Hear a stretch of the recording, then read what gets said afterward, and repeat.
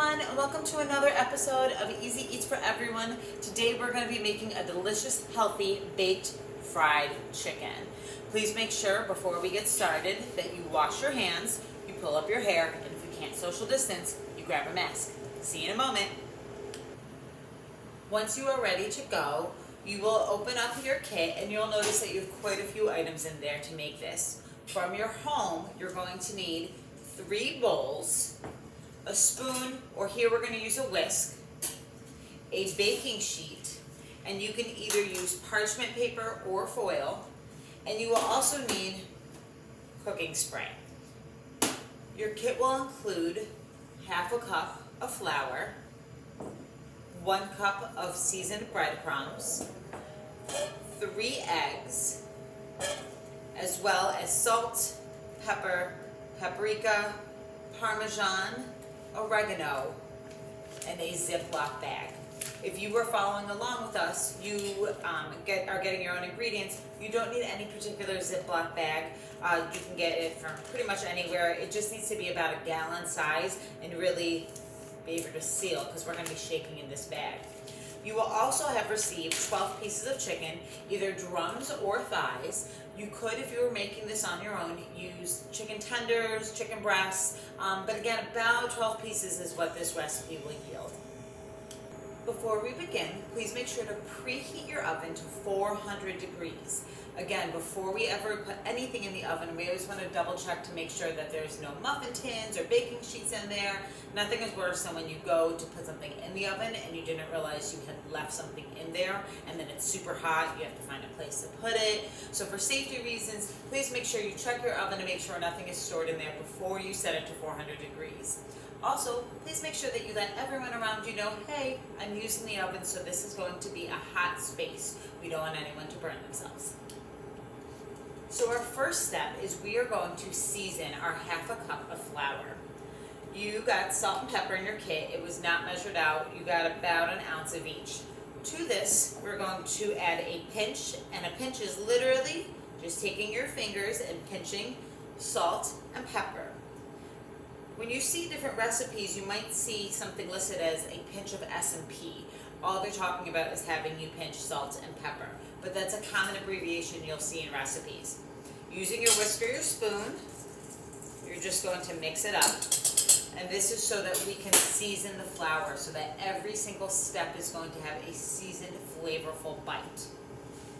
Next, your breadcrumbs. You're going to again add a pinch of salt, a pinch of pepper, and then all of the paprika. We're using 2 teaspoons of paprika, 2 teaspoons of grated Parmesan.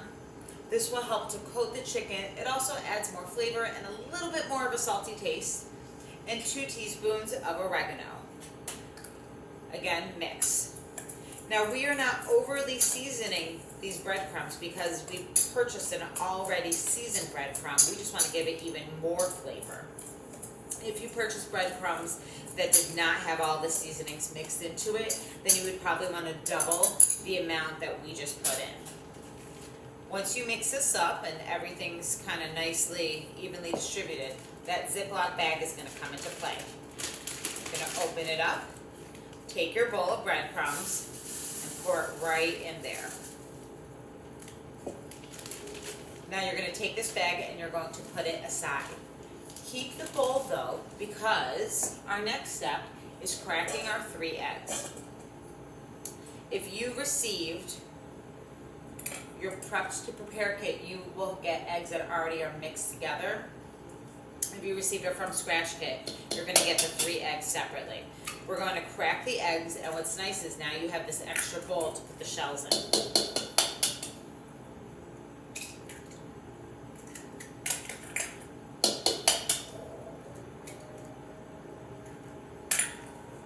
This. We're going to add again a pinch of salt and a pinch of pepper. We're going to mix this up, and this is where using a whisk instead of a spoon is helpful, but you could use a spoon. You could also really use a fork. Pretty much as anything to be able to mix this and and get it to a nice consistency, almost as if you were making scrambled eggs. Again, now you have this extra bowl, so you can put this in here, or on the side of it, next to it, whatever works for you. If I could get this to stay. There we go. Next, you're going to add about a 1/4 cup of water or milk.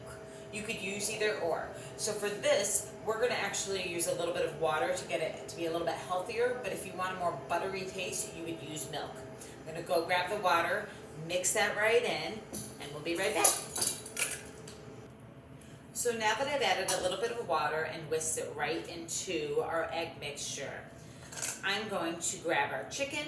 We're going to place it first in our flour, then in our egg, and then right in the bag of breadcrumbs. What's nice about using the gallon-sized bag is we can get about 3 pieces in here before we have to take them out and then do another round of this. I am going to be using gloves. If you're at home, you don't have to use gloves, but I always suggest if you do have them at home to use them for a couple of reasons. One, it just makes it easier as we coat things. You're going to notice you might get some breadcrumbs sticking to your fingers. 2, it's a little bit more sanitary. And 3, it just sometimes people don't like touching raw meat, so it's helpful to have gloves. We're going to take our first piece, which is going to be a drumstick, and we're going to put it in the flour and just kind of turn it around in there. And you're going to notice it has a nice coating to it. Shake off the excess flour, put it in your egg. The egg helps to bind. We've talked about this before. What does egg do in a recipe when it comes to coating things? And in this situation, the egg is going to help bind the breadcrumbs right to the chicken. You'll notice in some recipes, you'll hear of someone doing an egg wash on top. When we talk about doing some of our pastries, you'll notice that I will instruct you to make an egg wash. And this again is so whatever we put on top of it sticks to it. Butter is another binder, even water, oil. We're going to again put it right here in the egg. The important part of using the egg wash is to let the egg drip off. Only because as you're coating the chicken, it won't clump. We're going to do a 3rd piece here. And again, you might have chicken thighs in your kit, or if you're doing this at home, you could use chicken tenders, chicken breasts. If you're doing a full chicken breast, you might not be able to get a full 12 pieces, maybe 4 to 6, depending on the size. We're going to put our 3rd leg here, and this is another reason why the gloves are good. I could take the glove off and now close the bag without getting the egg wash and the flour all over. And now, just going to shake. This is kind of, if you've ever seen shake and bake, same type of concept. It's really just to easily coat the chicken. You might see this method to make something like onion rings, or even if someone's doing like homemade mozzarella sticks. If you were doing something like that at home, you could do the same method. Seasoned flour, seasoned egg wash, breadcrumbs in a bag. And now when we take our chicken out, it's coated completely with the breadcrumbs. We're going to place it on the tray.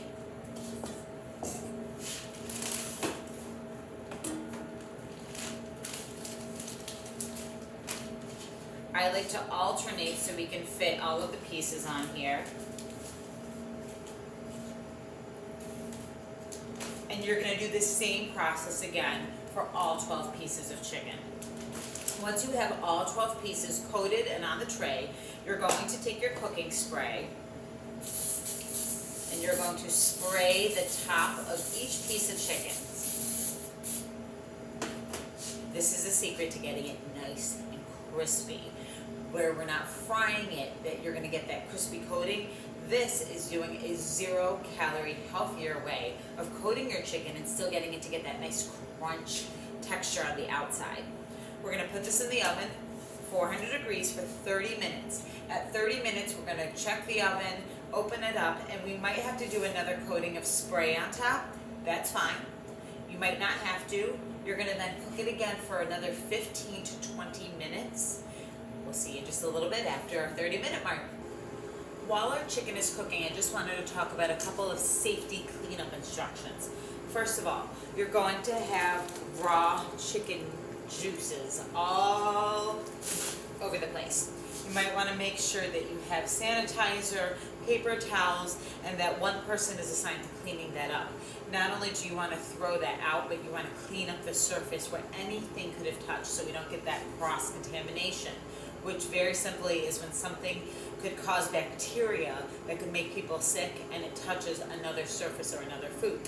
The other thing is when we're throwing out our egg wash and our flour, if possible, please dump the ingredients that are extra into the garbage, as long as it's not going to leak and go everywhere, before washing. Why, you might ask? Well, if you put the flour and the egg wash together, it will make a really sticky consistency, and that could really kind of clog your plumbing, something you don't want to do if you don't have to. So again, as long as you have a place that you can throw this out safely, where when you take the bag out, it's not going to leak everywhere else, I would definitely suggest taking your egg wash, dumping that out first, taking your flour, throwing that out, and then the bag that you were shaking your chicken in will probably look like this. You can take this whole thing and throw that out as well. When you are done cleaning up, again, please make sure that you sanitize that surface. That doesn't mean just spraying and walking away. That means clearing everything off where you were working, really cleaning it, drying it, sanitizing it, drying it again, and making sure that people are washing their hands in between.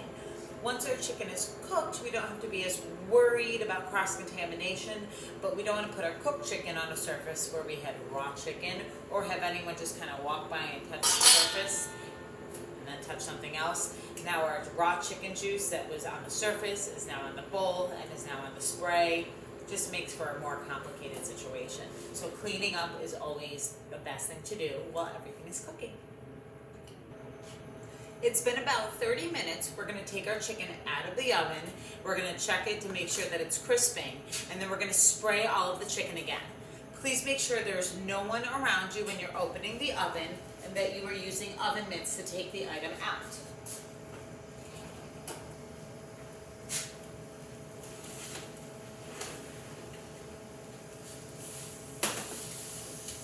Make sure to close the door.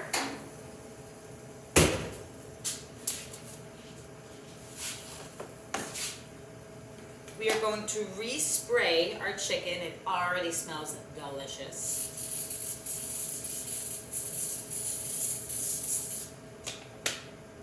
Again, making sure that no one is around. Open the oven door. Using our pot holders, we're going to place the chicken back in the oven. I'm going to say for about another 15 to 20 minutes. We'll see you in just a moment. It's been another 15 minutes. We're about to take our chicken out of the oven. Again, please make sure that you're using pot holders and that there's no one around you so you can't burn anyone. Before removing your chicken from the oven, make sure you turn the oven completely off. Oh, I wish you could smell what we're taking out. Beautiful. We're going to let this sit for about 10 minutes just to cool off a little bit and to let the chicken kind of really crisp up on here. We have one more tray we're going to take out, again using our pot holders. Closing the oven door to make sure no one burns themselves. Again, double checking that your oven is completely off. If you could smell this, you'd be really hungry. Thank you again for joining us on this episode of Easy Eats. Remember, cooking should be fun and easy for everyone.